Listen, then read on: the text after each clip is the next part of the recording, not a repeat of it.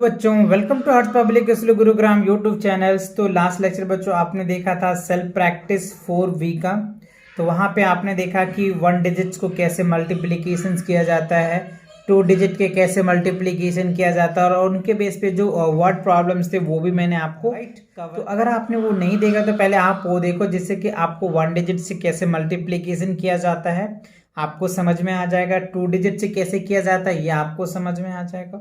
और अगर आपने देख रखा है तो बहुत अच्छी बात है। तो ये बच्चों जो आज जो कवर करने वाले हैं बच्चों, multiplication by the 3 digits multiplier, right. 3 digit से क्या करेंगे, मल्टीप्लाई करके देखेंगे और आपको अच्छे से अब यहाँ पे देख पा रहे होंगे एग्जाम्पल से पहले हम समझते हैं। Multiply 256 by 248। देखो यहाँ पे हमें 3 डिजिट दे रखा है मल्टीप्लीकेशंस और मल्टीप्लाइजर भी दे रखा है।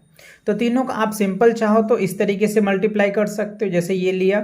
अब इसको तोड़ लिए हमने, कह रहा है 256 है तो 256 क्या 200 प्लस 40 प्लस 8 ले लेंगे, तो इसको तोड़ दिया गया, राइट।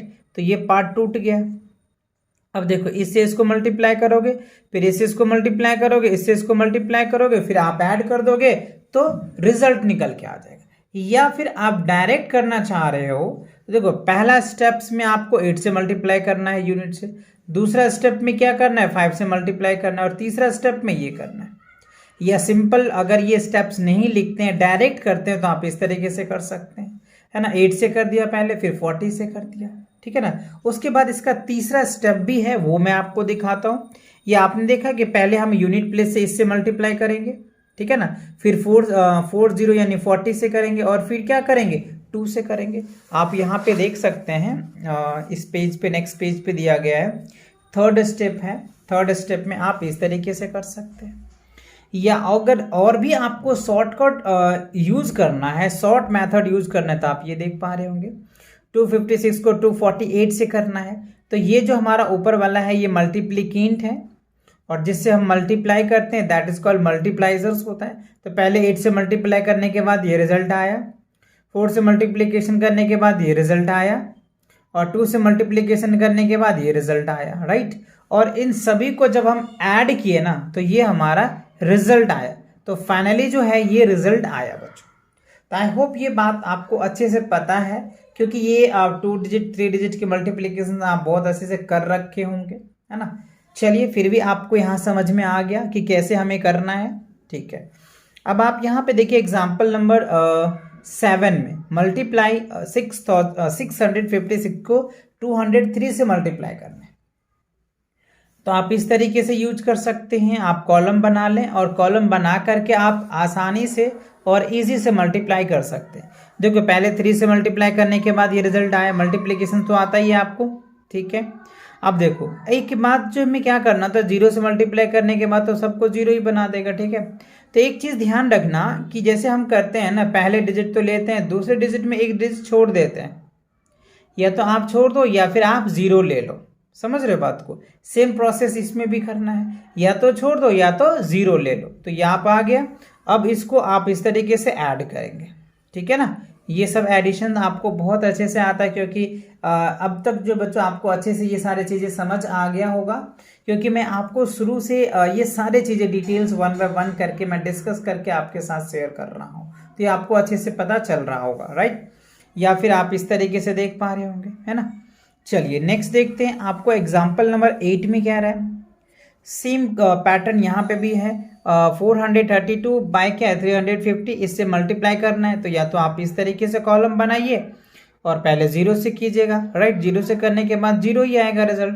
फिर 5 से मल्टीप्लाई करिए, फिर 3 से मल्टीप्लाई कर दीजिए और दोनों को ऐड कर दीजिए। तो ऐड करने के बाद ये आपका रिजल्ट आ जाएगा, ठीक है। सेम प्रोसेस आपको यहाँ पे है, वही क्वेश्चंस को यहाँ पे इस तरीके से अगर करेंगे मल्टीप्लिकेशन। अब देखो यहाँ पे क्या दे रखा है, मल्टीप्लिकेंट जो है 1038 है और मल्टीप्लाइजर जो है 809 है। तो क्या करना है आपको, पहले आपको क्या 9 से मल्टीप्लाई कर देंगे, है ना, और फिर 0 से मल्टीप्लाई करने के बाद तो 0 रिजल्ट आएगा। फिर 8 से मल्टीप्लाई कर दो और दोनों को ऐड कर दो। तो ऐड करने के बाद आपका ये रिजल्ट आ जाएगा। या और भी शॉर्टकट मेथड करना है तो आप इस तरीके से कर सकते हो। तो फाइनली आपको ये समझ आ गया कि 3 डिजिट्स के नंबर्स से कैसे हम मल्टीप्लाई कर लेंगे किसी भी मल्टीप्लिकेंट में, राइट। चलिए, तो इन्हीं के बेस पे आपको यहाँ पे एक क्विक असाइनमेंट्स असेसमेंट दे रखा है, इनको आपको सॉल्व करना है। देखो, क्विक असाइनमेंट में मैंने डायरेक्ट कर रखा है बच्चों, मल्टीप्लिकेशंस करके मैंने यहाँ पे लिखा क्योंकि स्पेस कम है। तो आप ये जो मेथड पढ़े हैं आप इस मेथड से कर सकते हैं, या डायरेक्ट करना है तो ये डायरेक्ट ये रिजल्ट आ जाएगा। यानी 763 को 594 से मल्टीप्लाई करेंगे तो 4,53,222 आ जाएगा। 363 को क्या करेंगे 489 से मल्टीप्लाई करेंगे तो 1,77,507 आएगा। 706 को अगर आप 402 से मल्टीप्लाई करेंगे ना बच्चों तो 2,80,812 आ जाएगा। 2046 को 415 से अगर मल्टीप्लाई करते तो 8,49,090 ये रिजल्ट आ जाएगा। तो आपने देखा ये मैंने डायरेक्ट कर रखा है सॉल्व, तो आप इनको स्टेप वाइज कर लेना क्योंकि आपको समझ में आ गया, तो बार बार मैंने स्टेप नहीं बनाया। आप स्टेप बना करके सॉल्व करना और सॉल्व करने के बाद ये वेरीफाई कर लेना कि आपके आंसर्स करेक्ट है या नहीं है।